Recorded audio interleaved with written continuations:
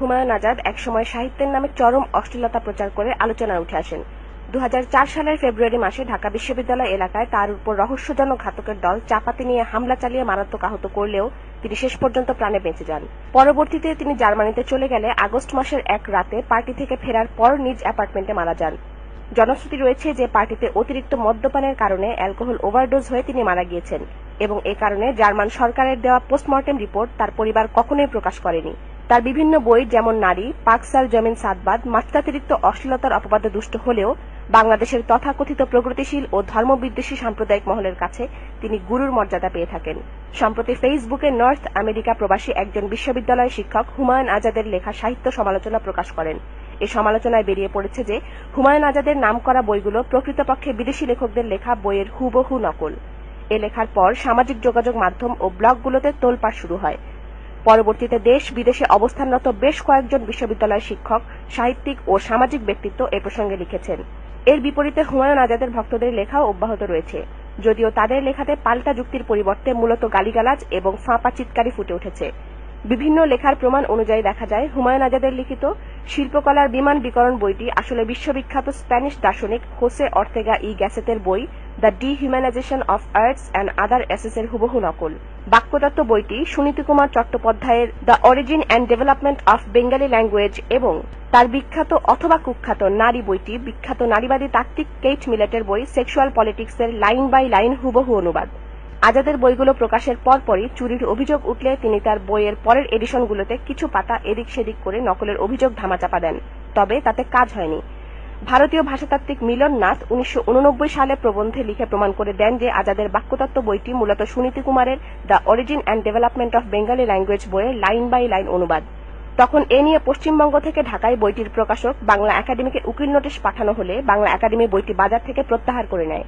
এছাড়াও আজাদের জলপাইয়ের রঙে অন্ধকার বইটি পাকিস্তানি লেখক তারিক আলীর ক্যান পাকিস্তান সার্ভাইভ, নিবিড় নীলিমা বইটি তারিক আলীর দ্য স্ট্যালিনিস্ট লিগ্যাসি, আমার অবিশ্বাস বইটি ব্যাট্রান্ড রাসেলের why I am not a Christian and other essays এবং ইবনুল ওয়াররাকের দ্য অরিজিনস অফ কোরআন বইগুলো থেকে ভাবানুবাদ করে চুরি করে মেরে দিয়ে নিজের নামে চালিয়ে দেওয়া হয়েছে বলে ইতিমধ্যে পরিষ্কারভাবে প্রমাণিত হয়ে গেছে।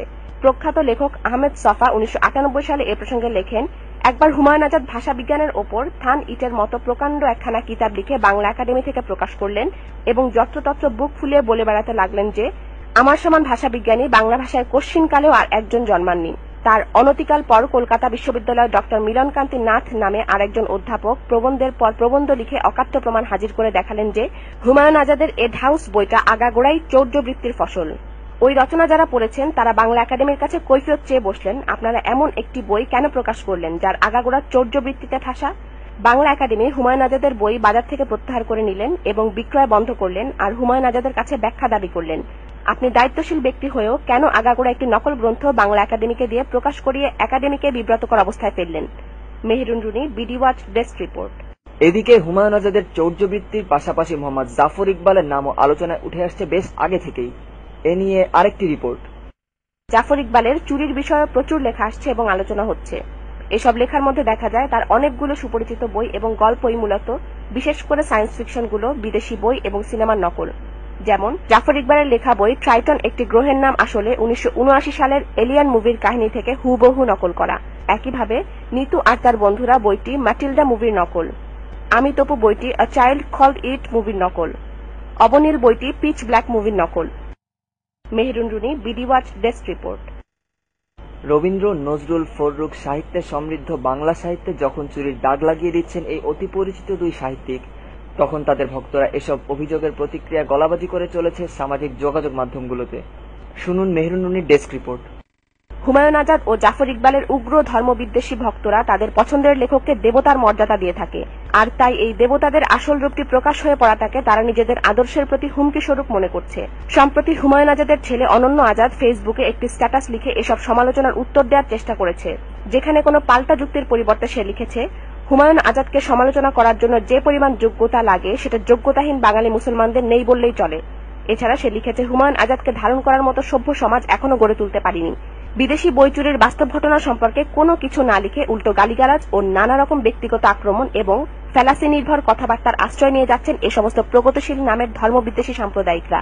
পৃথিবীর সভ্য এবং উন্নত দেশগুলোতে এ ধরনের চুরিকে শাস্তিযোগ্য অপরাধ বিবেচনা করা হয়। একে বলা হয় প্লেজিয়ারিজম।